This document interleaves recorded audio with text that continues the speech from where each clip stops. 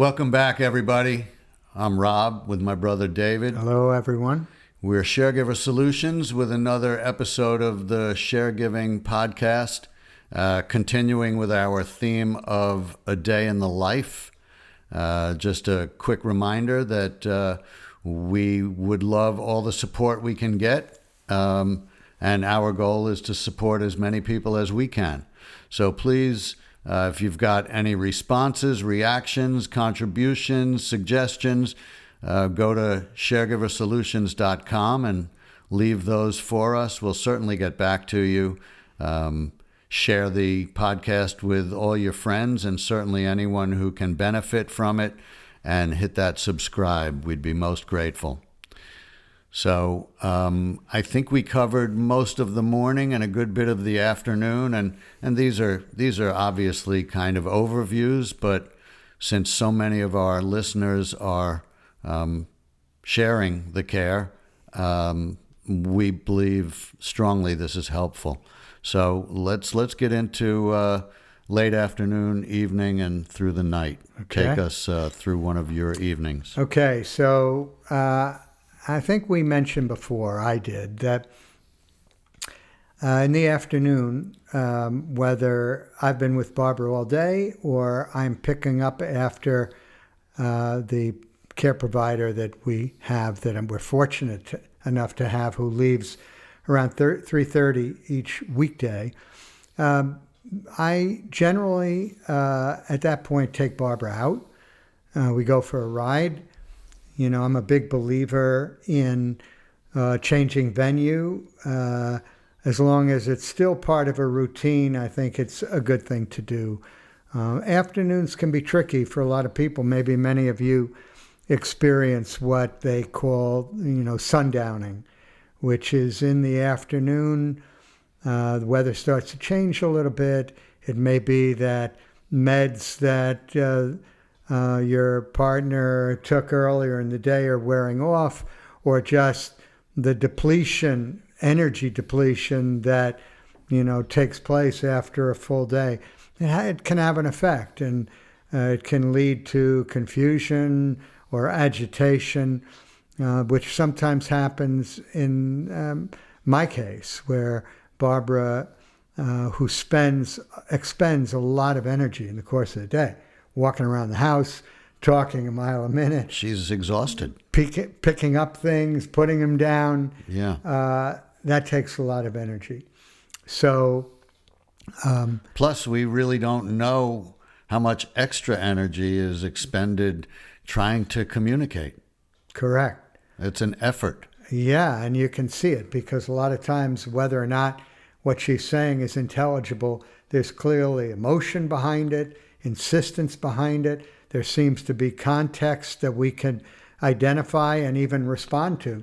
So yeah, I think, which has to be true for many people with dementia, and Barbara, my wife in particular, by a certain point in the day, they're tired. Yeah. And they don't necessarily have the energy or the medicated support that they had earlier. And this is what's loosely termed sundowning, at least in my experience. So I break it up. We go out. We go in the car. We're going on a road trip, and my whiteboard downstairs says road trip in the afternoon. Where do we go? We go anywhere. We drive, and driving for many people has its own rhythm and comfort. Play music. Usually it's the Beatles on Sirius XM, and she will respond. There's something, and I don't know what it is, it's a comfort, but there's something about the car that Barbara is drawn to. I found her sitting in Lee's car when we were here last weekend for Mom's 95th. Barbara was just sitting in Lee's car in the driveway. Yeah, and sitting happily. Very, very content. Yeah, I'm actually writing a poem right now about that, where the car is her refuge, and she'll seek it. Certainly when we get back from a trip, quite often, I'll go in the house and look around. Where'd she go? The car. And she's back there in the car, sitting happily Yeah. in the car. She will, a lot of times when we are somewhere, she'll get in somebody else's car. She doesn't necessarily recognize, at least except in the most general sense, which is our car, but she's ready to get in somebody else's car. Yeah. The car is a refuge, and it's interesting. Maybe it's because it's close and it's comfortable. I have a theory, and it was born out of living with my dog, Luke. Because Luke will often stay in the car. I can't pull him out. He'll come out maybe if Amy goes to get him or Sammy goes to get him, but he'll go to the other side. If I open this door, if I go around, he'll go to this side. And I believe it's because he knows I'm coming back there. I'm Right. going to be there. We're going to do something together Yeah, it's sort of in like the car. home. Does he speak in complete sentences? He's thinking in complete sentences. But I think, it may be similar with Barbara, that she knows you're going to be there at some point. Yeah, it's comfortable. And comfort, I think, those kind of things remind her of the time that she was happy and comfortable. That's why, she doesn't do it as much as she did once before, but where she would say, I want to go home. I want to go home. I've always interpreted that as I want to be happy. Yeah. I want to be in the place where I'm happy. Yeah, and I think she loves taking rides. Yeah. And the car is a fun, happy place for and her. it may be that when we get home, she's not ready to get out. She's Yeah. not ready for the ride to be over. Yeah. And no, she could stay in the car. And it's funny, I may forget. I'm calling over, Barb. And then I say, I bet she's in the car. Yeah. Now, do you lock her in the car? No, I don't. She sometimes chooses the back seat. Quite often she chooses the front seat, and maybe that also is reminding her of her days that she was more in control and she was the driver. But yeah. Although she never sits in the driver's seat. Yeah, she does. Oh, she does? Yeah. Oh? Oh, yeah, often. Huh. And then if we have to go somewhere, prying her out of that driver's seat can be a challenge. She likes it there. But yeah, so the car is a big deal. So we take a ride. We take a ride always. If we go to a place that's really pretty or, like a local downtown in Stockton or something, sometimes we'll get out, take a walk. We don't really go in places like we might have before because that might be confusing to her, and it depends. But we go out and we go by car and we listen to music. Now that's brings up a quick point, and you've spoken about it before, but again, for our listeners, our sharegivers, I think it requires a little more planning on your part now before you just take a ride and stop in somewhere. I know you've arranged for like a private viewing at an art gallery. Yeah. You may go to a restaurant if you still do a little early and let them, make them aware you're coming. And so I know the spontaneity is gone and you need to just plan your movements a little bit. You remind me, so the other night we went to, it was Friday night, and we observe Shabbat on Friday nights. So we make dinner. For years, we invited people to come over and join us, which we're about to start again. During the pandemic, as a nice reversal, people brought us dinner, which was fabulous. But so we went to our first Shabbat service this past Friday night, which outside in the parking lot of the temple. I had a little apprehension about it, and it was borne out a little bit by our experience, and it's actually worth relating because it was interesting. So at the service, which is full of music and prayers that are familiar to Barbara, I sat us on the outside ring. There were about 15 people there. In the event that Barbara, needed to get up or move around. Well, no sooner did we sit down and it started when Barbara was up. and she went right to the front where the rabbi was. Went over to the rabbi, hugged the rabbi, held the rabbi's hand. And I was sort of resisting the impulse to go bring her back. And then she started dancing to the music in front. I sort of let that go. And clearly almost everybody knew Barbara and were cool with it.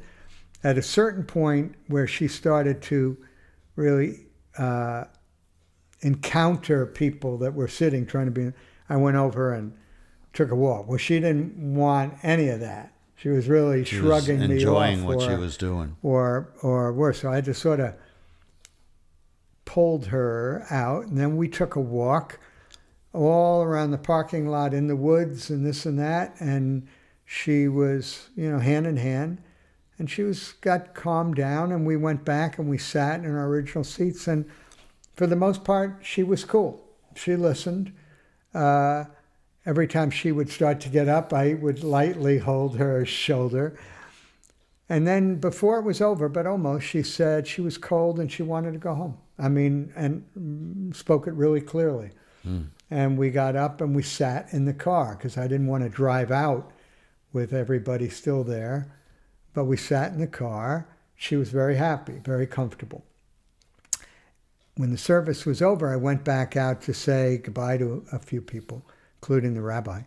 And, people said to me, and they're all friends, David, it's cool. If Barbara gets up and does this and that, it's okay with us. You're the one that's having a problem. And I said, well, it is okay to a certain point. But if you're in my position, number one, I really am sensitive to it being disruptive. Doesn't need to be. Barbara can have her experience. And number two, from my point of view, I'm also there to enjoy the service. Of course. And I can't really. Yeah. Under those circumstances. So I appreciate your saying what you are. And that does make me feel good that, this is cool with you. But we still have to manage it. Well, it sounds like it could have been a lot worse. Could have been much worse. And you were also with a friendly, forgiving crowd. Correct. Yeah. And the walk at a certain point was, I think, decisive. It sort of, again, changed venue, took her out of the moment. Yeah. If I really got upset about it, or pulled her into her seat, and, would have been a bad we would have scene. had a bad scene. Yeah. Yeah, it would have got worse. And obviously these are all kind of cautionary tales for everyone listening. Yeah. Yeah. And not so much cautionary, but experience is valuable. Yeah. And also what she was experiencing may have been that same sundowning type thing. This was at 6 o'clock, which is prime time. Yeah. So, but back on Day in a Life, we'll get back from our ride. If she's still sitting in the car, I don't mind because it gives me a chance to do some things and maybe prepare dinner. She comes in, we're inside, and we'll have dinner. I try to change it up a little bit. We'll eat at the counter, we'll eat at the dining room table. If it's warm enough, we'll eat outside. Really like eating outside, obviously, looking at the river, and it's beautiful.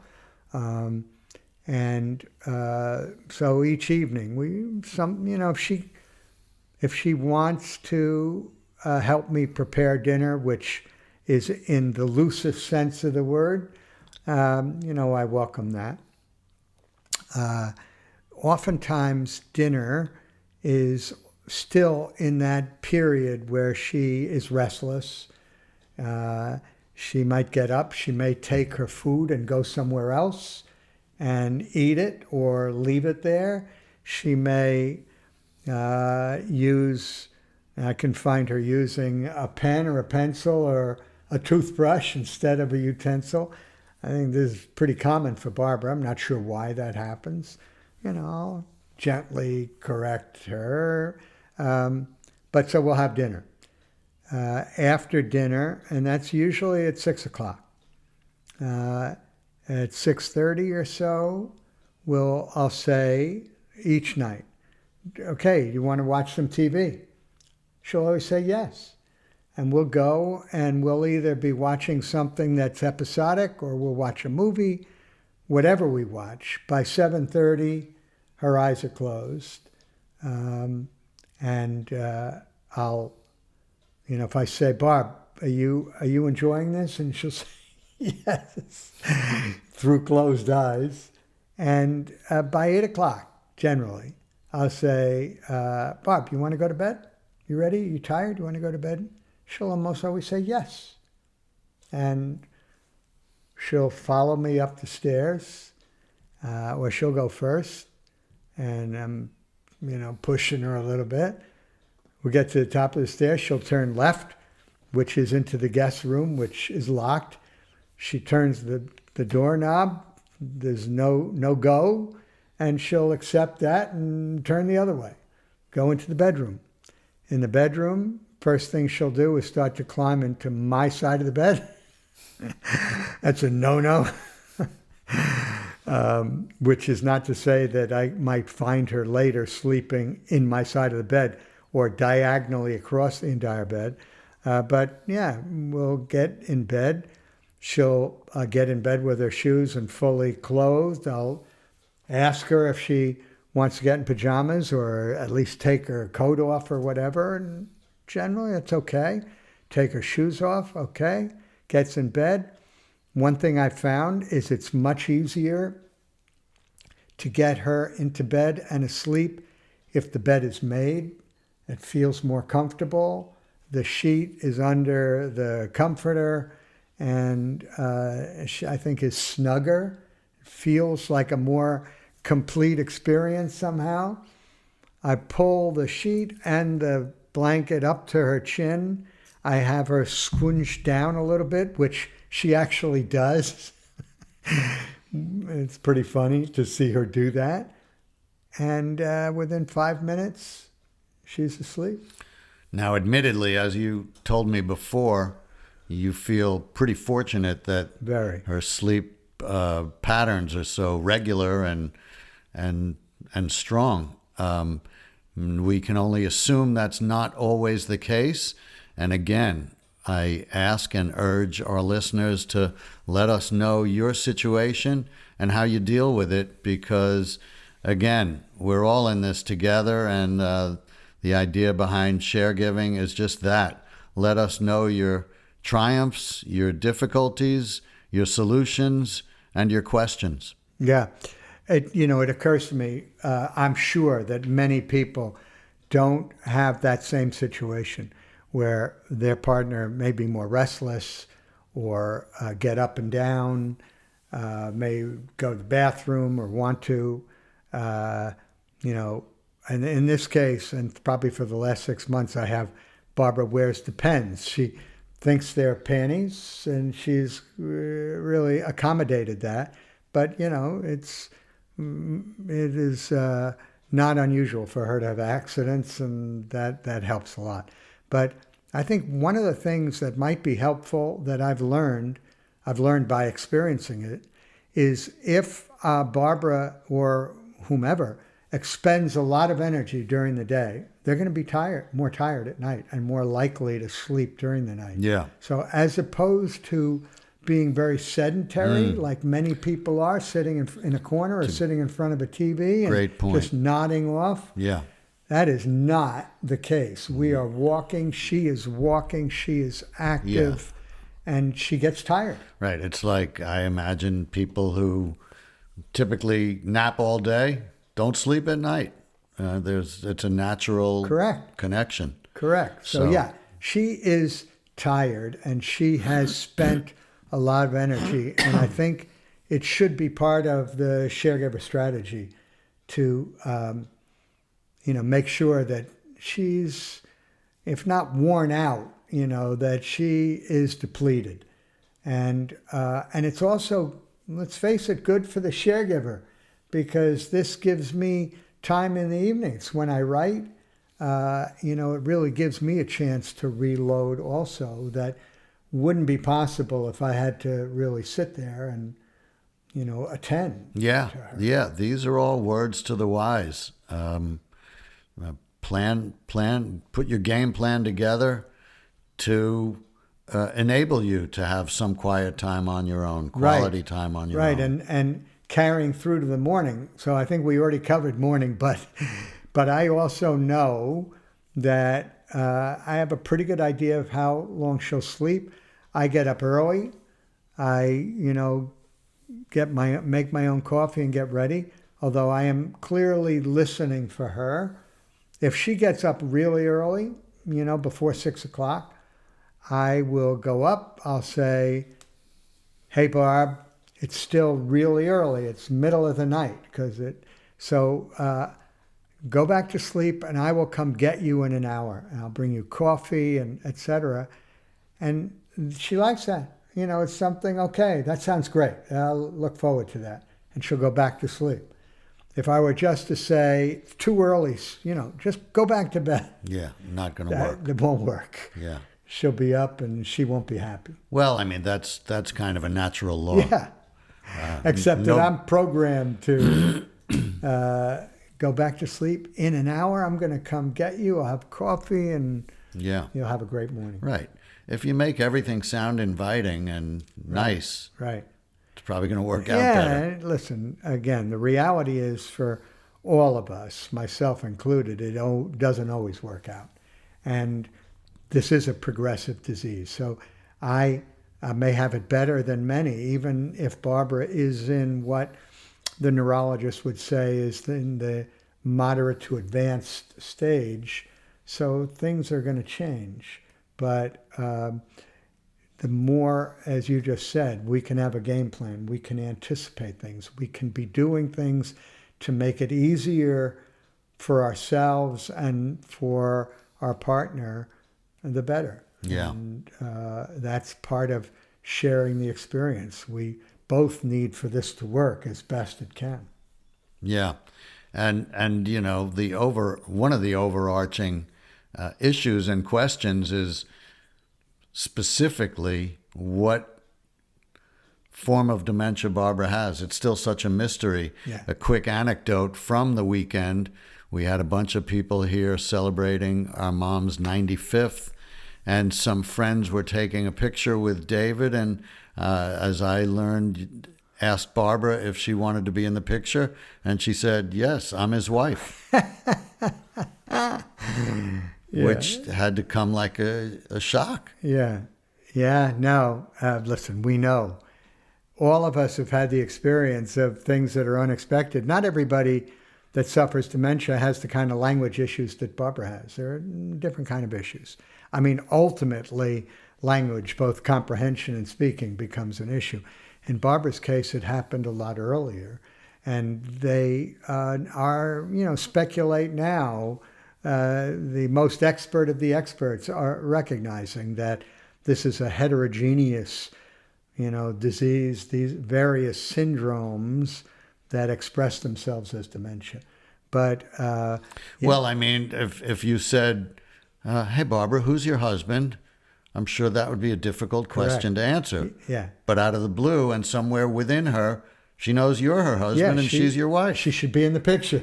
The wife stays in the picture. Yeah, Christina, who takes care of Barbara during the day, during the week, said to me the other day, she was cooking something and set the timer for 15 seconds, and Barbara watched her and counted to 15. Yeah. Like she was the timer, perfectly. Yeah. So strange. The mind is a strange place. So we can look forward to those moments, but we can be prepared for whatever may come up. That is the mindset, among other things that we need to have. That also brings up another point. If you are seeking help in your caregiving and sharegiving, David was given some advice when looking for a helper, and I think primarily she found someone who kind of left her ego at the door. Yeah. Left her doesn't get doesn't take things personally. Right. It's pretty unflappable. And also, in this case, had a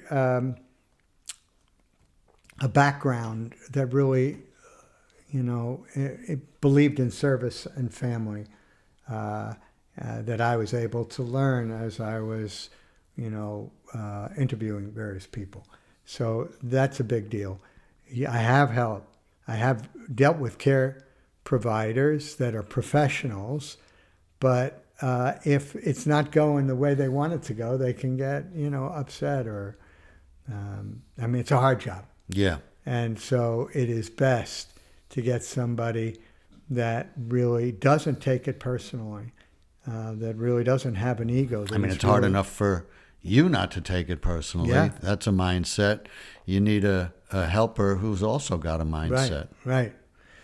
So, it's a good point. And I'm really fortunate because sometimes I hear Barbara, even from up here, giving Christina the business, capital B. And I'll go down sometimes and say, Barb. And Christina will hold up a hand to me and say, it's okay. It's all right. Yeah. Let it go. Yeah. Go back upstairs. That's a huge win for you. Yeah.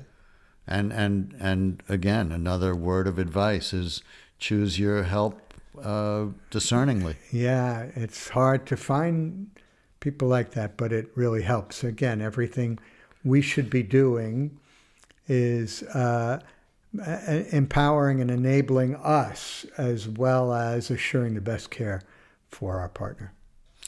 Well, it seems we've gotten through a day in the life, and the whole day is comprised of activities which can be beneficial to the partner and engaging and enjoyable for the sharegiver. Yeah, it is a journey every day and a journey over the long haul. And obviously, I wish everybody out there well and certainly available. As Rob said earlier, we'll have an opportunity on our website, which is sharegiversolutions.com, to send in questions, things that you might like to be addressed, or techniques or solutions that you have developed that work for you that we'd love to share with everyone. And our plan is ultimately to make available to our listeners and Sharegiver members a form of a whiteboard or a plan in creating your daily game plan, because it's so important. Even if you don't necessarily stick to it to the letter, it's certainly valuable to have a structure going into the day. Yeah, and I'd be willing to bet, as we said before, mine is very prominent. As you go in and out of the door, it's right there to the side. And Barbara never fails to look at it. And she even traces with her index finger, the activities. Even if it's not really meaningful to her, she sort of knows that this is for her. Yeah. So we will we'll speak more about that, and again try to make these types of things available to everybody to make your lives easier and more rewarding. Okay. All right. Thanks so much for listening, and continue to do so. Hopefully it's helpful. We enjoy doing it, and we'll do it again next week. Great. Thanks so much. So long. Bye-bye.